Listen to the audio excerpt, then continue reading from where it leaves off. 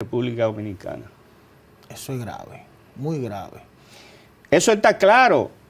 Agarran al pobre primer ministro Ariel Henry y lo mandan de que a Caricón a una reunión y luego a Kenia a firmar un acto para la intervención y mandar a los militares kenianos como fuerza internacional. Pero ¿qué pasa? Al mismo tiempo asaltan el aeropuerto donde Henry tenía que regresar. Tú escuchaste a Jean Bertin diciendo que el asalto al aeropuerto no fueron las bandas.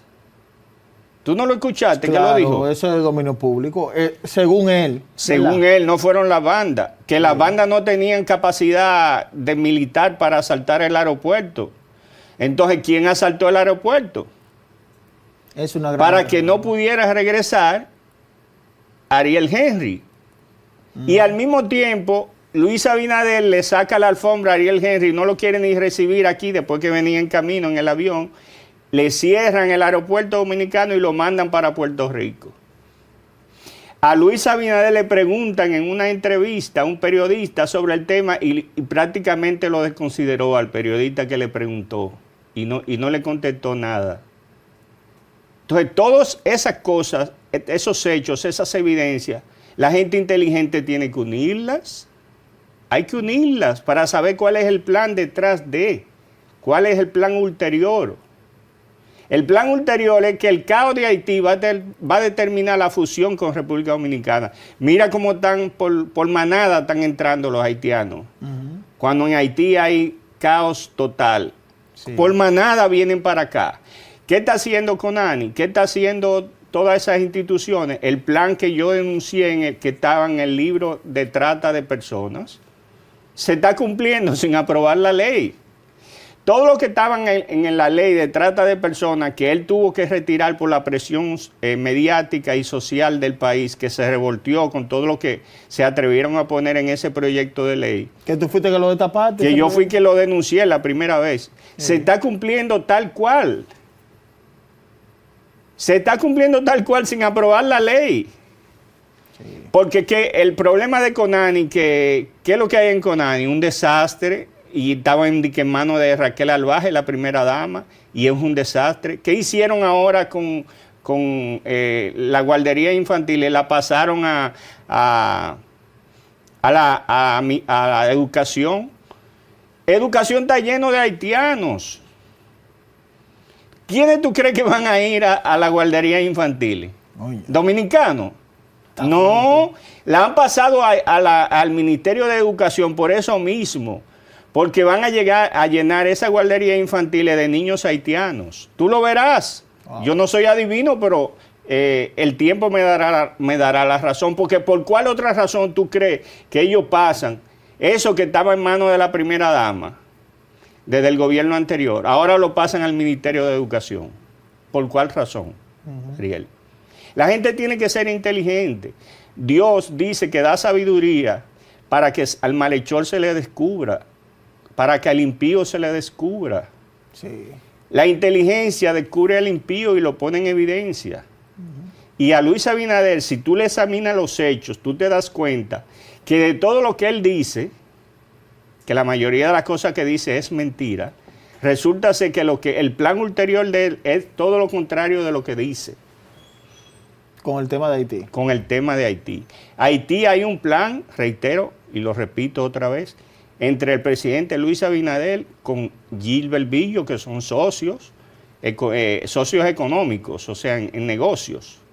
Y ellos entienden que no basta que Gilbert Billo haya sido el magnate que era en Haití, no, ahora Gilbert Billo quiere ser el magnate de la isla completa. Y la forma de hacerlo y cumplir un objetivo político de Luis Abinader es consiguiendo que se unan militarmente y económicamente los dos países, República Dominicana. Militar y económicamente y militar, pero eso lo declaró el propio canciller, eso no lo estoy diciendo yo, Ariel. No fue el propio canciller que dijo que República Dominicana y Haití se estaban colaborándose como países en materia económica y militar. Yo quiero preguntarte también, John, una información que salió en Listín Diario de que algunos funcionarios querían que Ariel Henry aterrizara aquí. No, lo que, O sea, que estaban lo que sucede es que había una presión de Estados Unidos en ese momento para volver a instalar a... Porque, óyeme, el contrapeso que tenían las bandas era el primer ministro. Al tú quitarle, por eso yo dije en mi Twitter que al invitar que volviera a Haití, que aterrizara en Haití o que viniera aquí y fuera llevado en un helicóptero, que era el plan que tenían, pero que el presidente Luis Abinader abortó ese plan al desviarlo para Haití, y después lo que hicieron fue que lo llevaron a una reunión del CARICOM y lo pusieron a renunciar. Pero que nadie lo ha visto a él renunciando. Quien anunció que renunciaba era el presidente de la reunión de CARICOM. Pero todo eso fue un plan que se viró, que se desvió. Porque el plan era llevarlo otra vez a Haití, pero Gilbert Billo no era de ese criterio.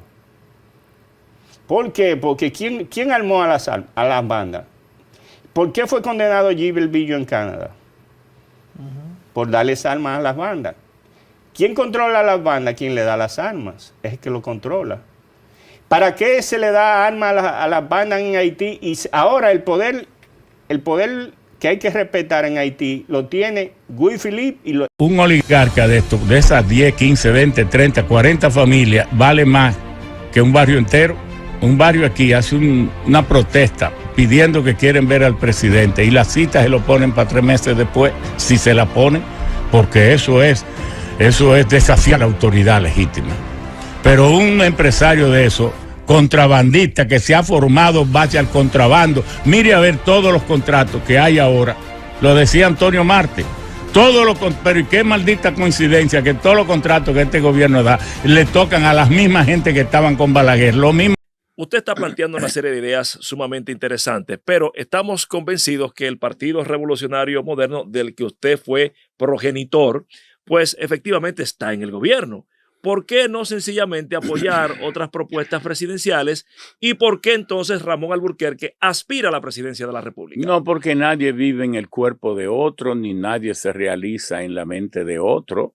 No, porque además vamos a hablar de una cosa como si fuera en la calle. Claro. Y si él me despreció, ¿por qué yo tengo que hacer? Si él me despreció. No entendí, espérense. ¿Quién lo despreció? Luis Abinader. Yo hablo claro. ¿Pero cómo es esto? Pero atiende. A ver. Para esto no hay que hacer espectacularidad. Vamos a ver. ¿Quién fue Ramón Alburquerque para el triunfo de Luis Abinader? Primero, ellos eran anti-PRDistas, él y su padre. Su padre fue candidato a la presidencia en el 90, en el 94 y en el 96. Y él era su jefe de campaña. En el 90 fue antipeñagomista. Tomó un partidito llamado Acción Constitucional y lo convirtió en Alianza Social Dominicana. Y esa vez, en vez de apoyar a Peña, en el 90 apoyó a Juan Bosch. En el 94, claro, como no sacaba nada, ninguna votación, en la crisis en que debió haber apoyado a Peña, apoyó a Balaguer. Y en el 96, en vez de apoyar a Peña, apoyó a Leonel. Entonces volvieron al PRD cuando Peña, al presentir su muerte, fue a Santiago a buscar a don Príamo Rodríguez, que andábamos juntos para que fuera el candidato de Santiago. Don Príamo le dijo, no puedo, yo tengo muchas deudas en la universidad, yo sé que ganaría, te agradezco mucho, pero yo tengo un amigo que jugamos dominó y que era de ustedes y que yo sé que él quiere. Y ahí volvió el doctor Rafael Abinader, una persona ilustre. No estoy denostando a nadie, estoy diciendo las cosas como son. Entonces, cuando nosotros llegamos a la presidencia del PRD, el único presidente electo por voto directo, secreto y universal que tuvo el PRD en toda su historia. ¿Usted? Fui yo. Sí. Entonces, hice una reunión previa. Bueno, pero ¿a quién yo le gané antes de entrar en eso? Le gané a don Rafael Abinader, que sacó 7%, yo saqué 59%. Virgilio Bello Rosa, que sacó 26, 27 puntos. O menos, mucho menos, 20 y tanto. a Eligio Jaques, a Manuel Esquea, a Tony Raful. Todo, a eso fue a quienes le ganamos. Entonces, como su padre, creyendo de que yo no pude haber en 3 meses haber ganado eso, a menos que no fuera con algunas artes, digo, no, ninguna. Lo que pasa es que cuando nosotros íbamos donde los compañeros, nos decían, el que más se parece a Peña es usted. Y además, el que arriesgó su vida en la liga, defendiendo la democracia con el entre en todo es usted. Y además el que tiene la formación. Y entonces nos apoyaron por encima de todo el mundo. Fui el último en salir a aspirar. Y ganamos así fulminantemente. Como va a pasar ahora, porque con esta convención primaria organizada por la Junta el 1 de octubre, el compañero Luis tiene el espacio del gobierno. Pero usted dice que él lo despreció. Perdón, pero las bases las tenemos nosotros. Entonces, lo del desprecio es que fuimos nosotros que lo nombramos a él por primera vez en un cargo del PRD. Lo hice vicepresidente. Él tiene en su currículum publicado que ganó la convención para ser vicepresidente. Eso es mentira. Fui yo que lo nombré. Eso es mentira. Lo debe borrar de ahí. Fui yo que lo nombré vicepresidente. Me gusta la gente que digan las cosas como son. Usted no puede poner en un currículum lo que no es verdad, estando los testigos vivos. Por otra parte, nosotros fuimos en esa campaña para que él ganara el jefe de estrategia, pero también el presidente de todas las candidaturas municipales, de todas las candidaturas a senador y a diputado, de todas, y los 593 millones que se le entregaron a los candidatos, la entregaron estas manos por disposición de él mismo. Ganó y hasta el día de hoy. ¿Pero cómo? ¿Y por qué, don Ramón? Pero no vamos a perder el tiempo en buscar de que las causas. Bueno. Me basta que no quiero cargo, no se lo acepto y me basta con aspirar a presidente para ganarle. Porque en esa convención, toda la gente que sabe que le han subido los vidrios, que se olvidaron de ellos, que no le toman las llamadas, que se olvidaron de sus nombres. Yo proyecto un escenario de segunda vuelta en el país. Porque por más que anestesien los oídos del presidente de la República de que él tiene 80 y 90, eso es mentira. Yo lo invito a que vaya a un supermercado, a la calle, que suban una guagua, que vaya a un colmado. Y ahí sí yo hago una cuota de mea culpa. Es que todavía la fuerza del clientelismo parece superar cualquier posibilidad en que los ciudadanos opten, decidan en función de sus convicciones. Hay un colchón tradicional que es un mercado ultra corrompido, donde los partidos políticos de una forma u otra recurren a él, que es evidente es materia del día de las elecciones. La famosa logística. Claro. Entonces, resultados electorales favorables. Dificultades del modelo es que nosotros en el PRM hagamos una lectura irracional de estos resultados. No fue bien, eso nos alienta, pero las elecciones no están ganadas. O sea, falta un recorrido que va febrero, mayo, donde tenemos que hacer algunas cosas que son indispensables. Yo le he dicho a los compañeros que el que no asume la victoria con humildad está trabajando de manera incorrecta. Pero además, el que lee de forma tergiversada resultados electorales se dará cuenta de que el escenario municipal no necesariamente coincide en términos de resultados con lo congresional. Por ejemplo, en muchas demarcaciones hay candidatos a diputados, a diputadas, a senadores, a senadoras que van a hacer su campaña. Y que esa campaña no va a ir combinada con la del presidente de la República, porque ellos quieren sacar sus votos, buscar sus simpatizantes. Claro está, un desempeño efectivo ahora en febrero y un candidato presidencial que la gente le presume imbatible ayuda a cualquier senador o senadora.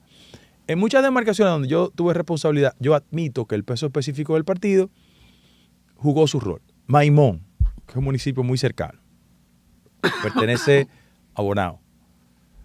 Bueno, nosotros ganamos de 13 puntos.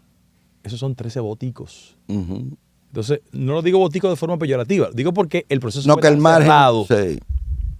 En Dajabón, ¿tú te acuerdas lo que pasó en Sí. Dajabón? Sí. Sí. Que yo honestamente presumía que Riverón iba a estar mucho más lejos. Yo creía todos, que iba a ser yo una pena también, porque yo nosotros también. hemos ido a Dajabón y sabemos realmente el pueblo como lo ve por la actitud que él ha tenido con la situación que hay en la ciudad con Haití. Lo que pasa es que hay una mecánica de partido Pero, que no se entiende. Mira lo que pasó en Dajabón. Yo no entendí eso. Lo que pasó en Dajabón, que mediante el proceso de encuestas, el candidato que no aparentaba preferido, que es alcalde de uno de los municipios, terminó siendo el senador. Y personas que se presumían competidores en el proceso fueron por un partido aliado, en este caso el partido que es de Atuey. Sí. Entonces, en esa dirección, eso resquebrajó el esfuerzo, muchas molestias y afectó a Riverón, que terminó muy cerrado. Pero bueno, es alcalde reelecto. Esas son de las interioridades que mucha gente no conoce.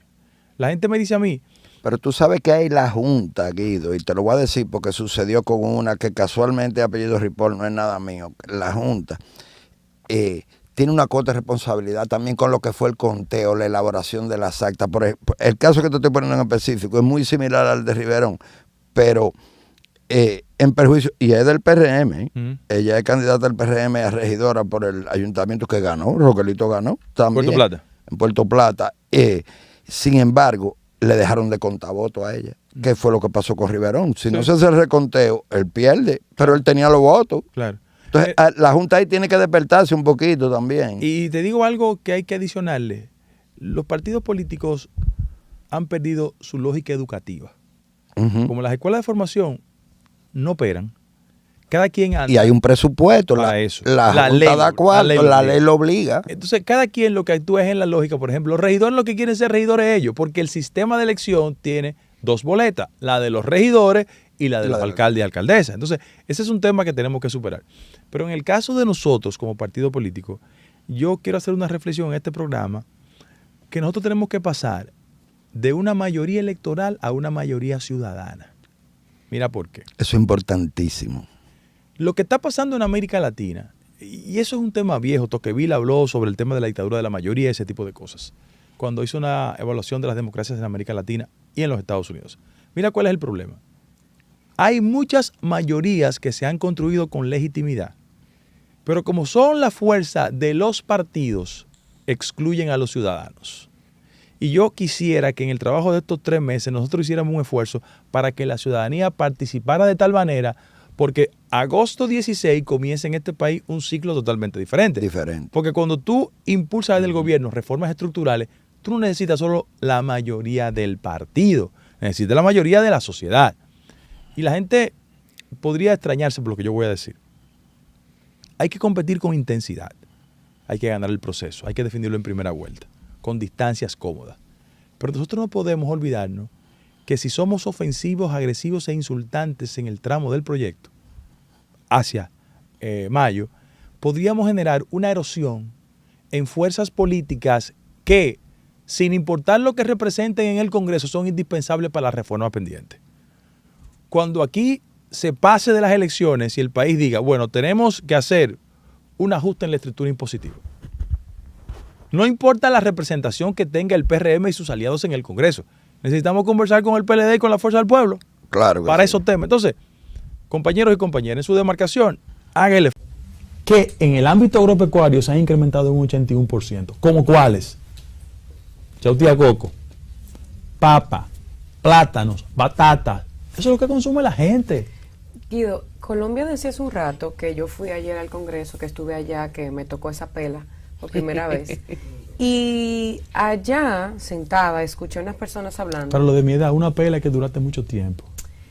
Es simplemente... Es un lenguaje generacional. Okay. Yo pienso en mi hija que me habla de una forma, entonces yo tengo que hacer la traducción. Exacto. Bueno, sí. Estaba sentada y escuché unas personas hablando y ellos decían, y yo lo escuché y me asombré y dije, caramba, lo que ellos están diciendo es, yo creo que el sentir de la gran mayoría del pueblo dominicano. Ellos decían que no importa lo que él dijera en ese discurso, lo único que a ellos les importaba era que los precios de la comida bajaran.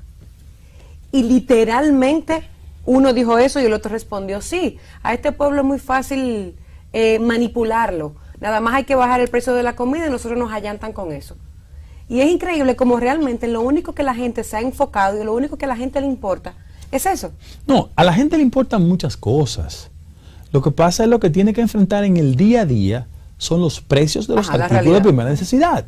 Entonces, frente a eso hay una reacción natural de los dominicanos al respecto. Ahora, yo tengo que decir que el gobierno dominicano está muy consciente y por eso infla la inversión de manera correcta en la política de subsidio, porque es la única forma de compensar los efectos de la inflación. ¿Por qué? Porque hay aspectos importantes del diseño macroeconómico del gobierno este año que han tenido como objetivo esencial reducir el factor inflacionario. Por ejemplo, el gobierno dominicano el año pasado, porque reitero, las memorias de ayer eran el resultado del año anterior. Entonces, ¿qué hizo el gobierno en materia de política macroeconómica? Uno, incrementó en 4 oportunidades la tasa de interés. ¿Por qué? Porque hay una regla esencial. Ellos sostienen la tesis, y yo comparto, que una de las múltiples maneras de controlar el factor inflacionario, que tiene 7.8 cuando el Banco Central proyectó 4.4 el año pasado, y cuando una economía crece 4.9%, pero tenemos la inflación en 8%, hay un déficit. Es inequidad social. Eso es menos dinero en los bolsillos de la gente. ¿Qué hizo el Banco Central? Vía las autoridades monetarias. Dijo, mira, vamos a llevar la tasa de interés de 3 puntos a 8. ¿Por qué eso se lleva? Porque en la medida que hay menos circulante, hay menos dinero demandando productos. Y por vía de consecuencia, cuando se reduce el circulante, tú controlas la inflación. Efectivamente, se experimentó un deslizamiento en diciembre, de 8 a 7.2. Sin embargo, eso no impactó de manera favorable en los precios. Entonces la gente se vuelve a quejar. El quintil más pobre en la República Dominicana necesita 24,000 pesos mensuales. Los más pobres en la pirámide social. Los más ricos necesitan 69,000. El promedio es 40,000 pesos. Entonces, ¿cuál es el inconveniente que hay? Que es la primera vez en la República Dominicana que con un salario mínimo de base tú solo puedes adquirir menos del 50% de la canasta básica.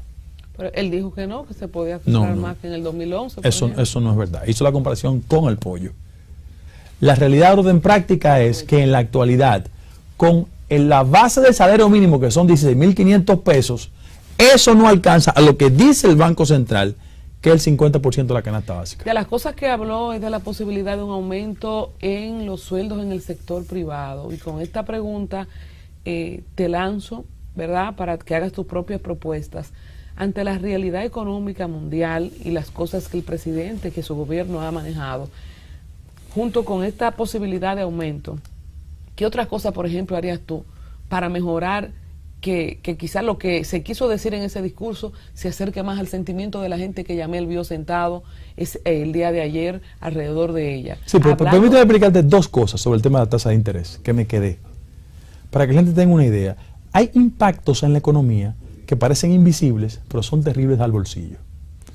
Cuando el gobierno ha incrementado la tasa de interés, eso tiene un impacto. El que va a buscar un préstamo para fines de negocio personal, ya lo tiene. Yo quiero decirle que él aumentó de 14 a 18%. ¿Verdad?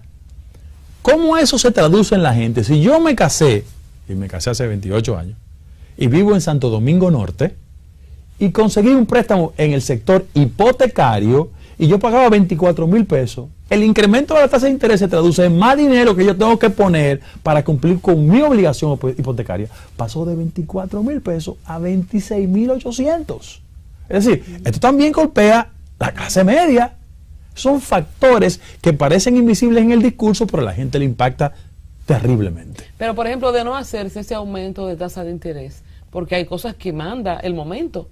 O sea, ahí que te abro la pregunta. ¿Qué hacer? A tus propuestas. ¿Cómo se manejaría el estado de inflación generalizado? Yo pienso que el gobierno dominicano tenía otras alternativas de procurar más recursos. Por ejemplo, yo soy, desde el punto de vista de las políticas de endeudamiento, yo soy más conservador. Ahora, yo te voy a enseñar 2 fuentes donde el gobierno hubiese obtenido mucho más recursos. El año pasado, la evasión fiscal fue de 61%. Yo hubiese preferido eficientizar la política de recaudación y no caer en las trampas de lo que yo considero aspectos negativos de la alianza público-privada y del sector fideicomiso. Yo pensaría más en buscar recursos vía reducción de la evasión y, en segundo lugar, mis queridas amigas, 5% del Producto Interno Bruto es igual a exenciones fiscales. ¿A quién le dan exenciones fiscales? ¿A los de Gualey? ¿A los de Guachupita? No, a los ricos.